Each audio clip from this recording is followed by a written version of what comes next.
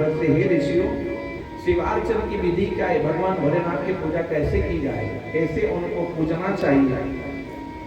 तब कहा है कि यही क्रम महाराज उपमन्यु से भगवान कृष्ण ने पूछा था, और ऋषि उपमन्यु ने कहा था, वही सब मैं आपसे बताता हूँ। भगवान महादेव की कभी पूजा नहीं होती है, उनकी होती है महापूजा। भगवान शिव को भोग नहीं लगता है, उनको लगता है महाभोग। भगवान शिव की आरती नहीं होती, उनकी होती है महाआरती, महाभोग, महापूजा। इसलिए शिव की रात्रि नहीं होती, इसलिए आप कहते हैं महाशिवरात्रि। शिव की रात्रि नहीं, शिव के महाशिवरात्रि। नारायण पूजन का क्रम क्या होता है तो बताया गया महाराज। सर्वप्रथम प्रातः काल लौट करके शुद्ध जल से स्नान करे, हो सके गंगा जल वगैरह प्राप्त हो तो थोड़ा सा मिला देना। शुद्ध जल से स्नान करना चाहिए, शुद्ध वस्त्र धारण करना चाहिए। माँ भगवती जगदम्बिका का प्रिय रंग होता है पीत वर्ण का, माता जी का पीला वर्ण, पीले कपड़े। और भगवान भोलेनाथ को प्रिय है श्वेत, क्या श्वेत। इसलिए भगवान को दूध, दही, घृत, सफेद पुष्प, श्वेत चीजें जितनी भी होती है वो देवादिदेव महादेव को उतनी अत्यंत प्रिय। क्यों? क्योंकि श्वेत चीजें शांति का प्रतीक है। श्वेत चीजें किसका प्रतीक है? शांति का। इसलिए आपने देखा होगा जहां भी युद्ध होता है ना, तो वहां पे दो प्रकार के झंडे होते हैं, एक लाल वाला, दूसरा सफेद वाला। युद्ध करना मतलब लाल बत्ती, और युद्ध समाप्त करना मतलब श्वेत, शांति का प्रतीक। इसलिए जैन मुनि जितने भी होते हैं वो सब श्वेत वस्त्र धारण करते हैं, उनको शांति प्रिय है। हमारे महात्मागण श्वेत वस्त्र, ब्रह्मचर्य का श्वेत वस्त्र, क्यों श्वेत कपड़े पहनकर सफेद? क्यों? शांति का प्रतीक, वो मन को, चित्त को शांत कर देगा। और लाल कलर देख करके चटक मटक वाला होता है, गुलाबी, जितने भी कलर सब चटक मटक वाले, लेकिन श्वेत बिल्कुल शांति का प्रतीक। नाराज निर्मलता का प्रतीक। कैसा? निर्मल, शुद्ध। इसलिए भगवान भोलेनाथ को श्वेत वस्तुएं पसंद है। स्नान करें, स्नान करने के बाद में शुद्ध वस्त्र धारण करें, तो शुद्ध वस्त्र पहन करके सबसे पहले स्वयं का श्रृंगार करें। क्यों? क्योंकि भगवान को की पूजा करने के लिए जा रहे हैं। जब आप किसी से मिलने जाएं तो ऐसे सुबह उठ करके चल लेते क्या? मुंह भी नहीं धोया और महाराज ऐसे जाते नहीं। जब किसी से मिलने जाते तो बढ़िया चकाचक महाराज चटक मटक वाले कपड़े, बढ़िया वस्त्र, आभूषण, 4 बार तो कांच में देखेंगे अच्छा लग रहा है कि नहीं, कोई कमी तो नहीं है, तो ऐसे भगवान की जब पूजा करने जाए ना तो बढ़िया थोड़ा सा जैसा अपने अनुरूप टीके माथे पे। श्रृंगार का मतलब ये नहीं कि मतलब में आपको आप उस दिशा में पहुंच जाए कि वो छोटा सा वो बाजार में कोई कमरा रहता है ना जहाँ काला व्यक्ति भी जाता है गोरा बन करके आता है, वहां जाने के लिए कह रहा हूँ मैं। श्रृंगार का मतलब कि अपन विवाहित है तो कम से कम माथे पर टीकी लगावे, कम से कम मांग भर करके जावे, गले में मंगलसूत्र कम से कम हो, अच्छे वस्त्र हो, माथे के ऊपर अपना पल्लू हो कम से कम। बोले शंकर भगवान की। माथे पर कम से कम पल्लू होना चाहिए, चोटी में कम से कम रबड़ वगैरह लगा हुआ होना चाहिए। आजकल मंदिरों की प्रवृत्ति क्या बन गई? माताएं जैसे सुबह से स्नान किया और बाल बिल्कुल बिखरे हुए, बाल खुले हुए, और खुले बाल से ही मंदिर में पहुंच गई। और मैं आप सबसे निवेदन कर दूं कि हमारे बालों में किसका वास होता है पता है? बाल के अंदर पाप का वास होता है साहब। हाँ, शास्त्र सम्मत बात बता रहा हूं। बाल में किसका वास होता है? पाप का वास होता है। इसलिए आपने देखा होगा संत महात्मा बार बार अपने बाल कटवाते रहते हैं, छोर कर्म कराते हैं ना, जो भद्र होते रहते हैं छोर कर्म कराते। क्यों? और छोर कर्म का पाप कर्म उतारने के बाद में स्नान करने का महत्व होता है। जब भी अपन दाढ़ी बनावे, बाल बनावे, तब स्नान करना चाहिए। कई लोग दाढ़ी बनाई, बाल बनाए, केश बनाए, उसके बाद में ऐसे ही भ्रमण कर रहे, ऐसे ही घूम रहे, कोई स्नान नहीं, कोई कुछ नहीं। तो इसलिए हरि ओम बोलिए शंकर भगवान के। इसलिए बालों के अंदर पाप का वास बताया गया है। इसलिए माताएं जब भोजन भी बनाती है ना तो अपने बालों को बांध करके भोजन में बाल ना गिर जाए, और भोजन में अगर बाल निकल जाता है, बाल अगर मिलता है, तो उस समय ऐसा मानना चाहिए कि वो भोजन पाप युक्त हो गया, इसलिए उस भोजन का निषेध बताया गया, उस भोजन को करना नहीं चाहिए। शास्त्रों में तो यहाँ तक कहा है कि पूरी थाली का परित्याग कर देना चाहिए।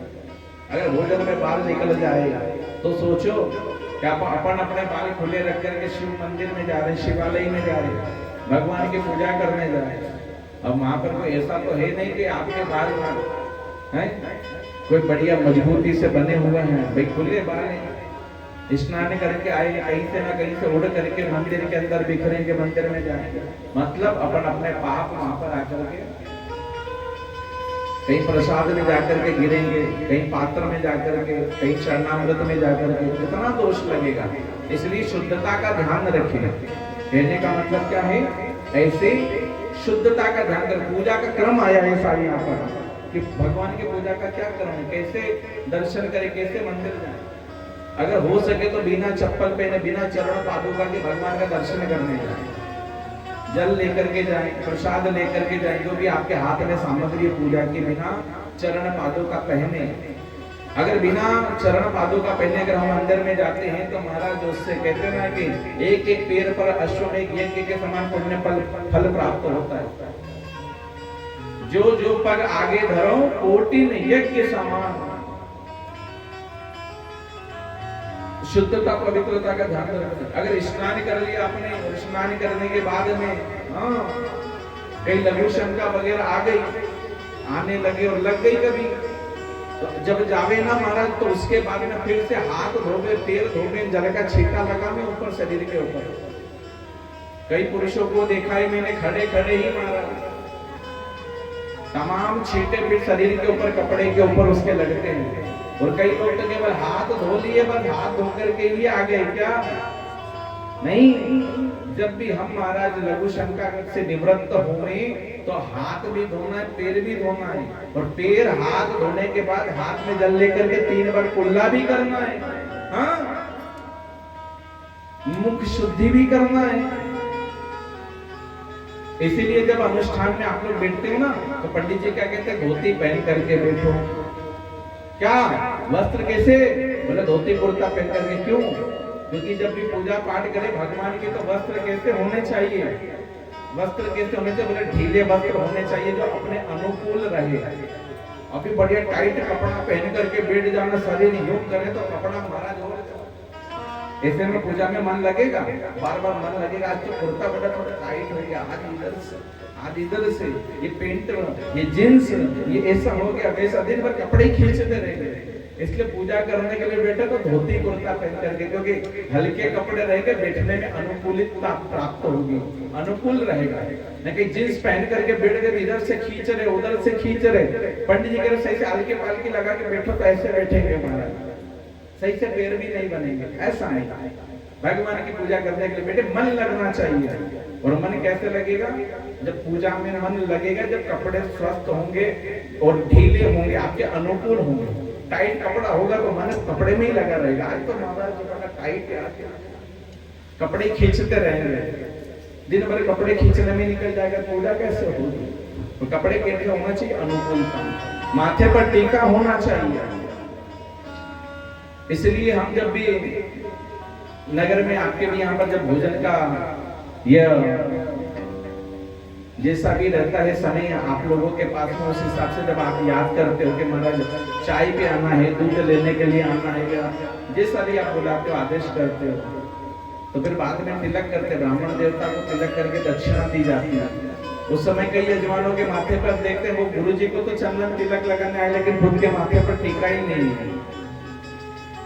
तो पूजा जब भी करें ना तो स्वयं के माथे पर पहले तिलक होना चाहिए, पहले खुद तिलक लगाएं, उसके बाद में मंदिर जाकर के फिर भगवान को स्नान कराएं, फिर चंदन लगाएं।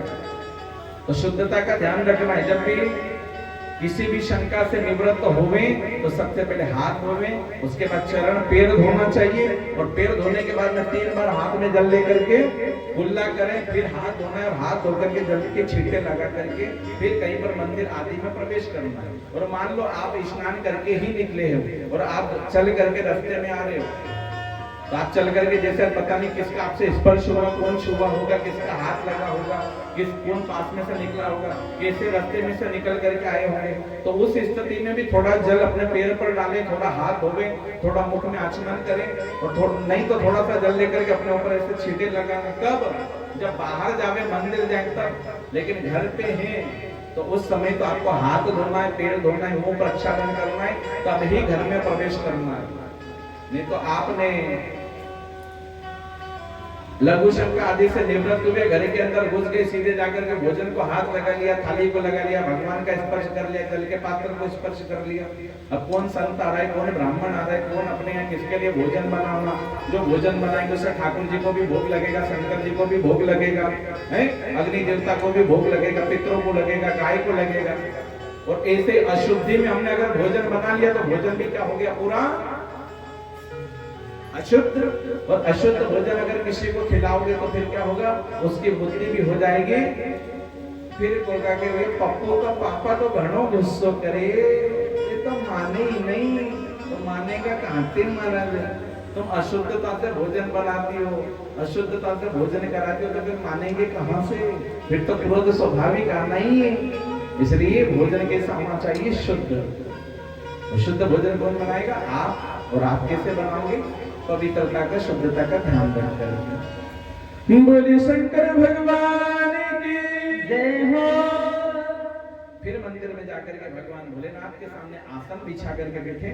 आसन की व्यवस्था स्वयं की होनी चाहिए। और तब आसन बिछा करके बैठे, आसन के ऊपर थोड़ा जल छीटे, अपने ऊपर छीटे, फिर भगवान शंकर को प्रणाम करें, उनसे आज्ञा लें कि भगवान हम आपको स्नान करा रहे हैं, आप स्नान करो। नहीं तो सोचो कि आप बिस्तर में से कोई आपका हाथ पकड़ करके उठाए और तुरंत आप जैसे उठ करके बैठो, अभी आंख खुली भी नहीं, न कोई आपके माथे के ऊपर एक बाल्टी पानी डाल दे, आपको अच्छा लगेगा क्या? अच्छा लगेगा नहीं, गुस्सा आएगा, क्रोध आएगा। अरे सुबह सुबह ऐसे कौन स्नान कराता है बिना पूछे? कहते ना सुबह सुबह, अरे भाई ये कौन सी बात होती है? एकदम एक लोटा जैसे मुंह के ऊपर डाल दिया, पहले पूछो तो सही। इसलिए भगवान से, भगवान हम आपको स्नान करा रहे हैं, मना तो करेंगे नहीं, लेकिन आपके भाव से ऐसा लगेगा, भगवान कहे हाँ मत करा दे, मैं तेरी प्रतीक्षा कर रहा था, ऐसा मन में भाव बनेगा। फिर भगवान को स्नान करा, स्नान के बाद दही दूध पंचामृत जो भी हो थोड़ा वो चढ़ा, फिर शुद्ध जल से स्नान करा। और देखो पंचामृत इतना ही चढ़ाना जितना अपने लोटे में जल हो। नहीं तो कई माताएं क्या करती है, पानी का लोटा तो ले जाती है छोटा सा, और पंचामृत का ले जाती है पूरा कटोरा भर करके, और पूरा पंचामृत देव सा नमः शिवाय बोल करके ऊपर डाल करके, और थोड़ा सा जल चढ़ा दिया भगवान शिव जी के ऊपर, थोड़ा माता जी पे, थोड़ा सा गणेश जी पे। अब तमाम पूरी दही चिपकी रह गई शंकर जी के ऊपर। अब तो पूजा करके शक्कर चढ़ा करके चली गई, पीछे से कोई बिचारी लाल लाल चींटियां आई और आकर के तमाम उस दही शक्कर को देख करके शिव जी के माथे पर चिपक गई। और जैसे शिव जी के माथे पर गई, जाकर के शिव जी को काटने लगी, तो शंकर जी उठ करके जोर जोर से तांडव करने लगे, नाचने लगे। माता पार्वती बोली कि साहब आपने घोड़ा के भक्त से बड़े प्रसन्न हो गए, इसकी भक्ति से आप तो नृत्य कर रहे हो, आप तो इसकी भक्ति से प्रसन्न हो। शंकर जी कहेंगे कि देवी मैं नृत्य नहीं कर रहा हूँ, मेरे माथे में चींटियां काट रही है, मैं तो उनसे बचने का, मैं उस पीड़ा में नाच रहा हूँ। तो ऐसा नहीं करना, भगवान को नृत्य करावे लेकिन मधुरता के साथ, पीड़ा नहीं देना, ऐसे आज्ञा लेनी चाहिए। फिर पूजा करें, फिर भगवान को दूध दही चढ़ा करके फिर शुद्ध जल से स्नान करावे, उसके बाद भगवान को तिलक लगावे, वस्त्र चढ़ावे, नाना चढ़ावे। व्यवस्था हो तो, और नहीं हो तो कोई बात नहीं, जल ही चढ़ा करके, चंदन लगा दे, बेलपत्र चढ़ा दे, अक्षर चढ़ा दे, जो आपके पास है वही चढ़ा करके। लेकिन जब पूजा करके आप उठे तो उठते समय आसन के नीचे जल छोड़ करके नेत्र पे लगा करके ही उठे। उससे क्या होगा? उससे आपकी पूजा का पुण्य आपको ही मिलेगा। वरना एक इंद्र का नाम है चोर, इंद्र का एक नाम क्या है? इंद्र चोराय। इसलिए जब आहुति भी दी जाती है ना, तो एक इंद्र का नाम लिया जाता है, ओम इंद्र चोराय बोले स्वाहा। तो इंद्र क्या है? चोरी करता है। क्या चोरी करता है? बोले आपके पुण्य, हमारे जितने भी पुण्य होते हैं ना, इंद्र उसे चुरा लेता है। इसके पुण्य जो बिना आसन के नीचे जल छोड़े उठ जाता है, उसके पुण्य। और जो आसन के नीचे जल छोड़ के अपने नेत्र पे लगा लेता है, उसके पुण्य उसी के साथ में रहते हैं, उस पूजा का आपको पुण्य मिलेगा। नहीं तो कई माताएं कहते ना, सब पूजा तो खूब करें पर पुण्य नहीं मिले हमें, उसका क्या कारण है? तो उसका यही कारण है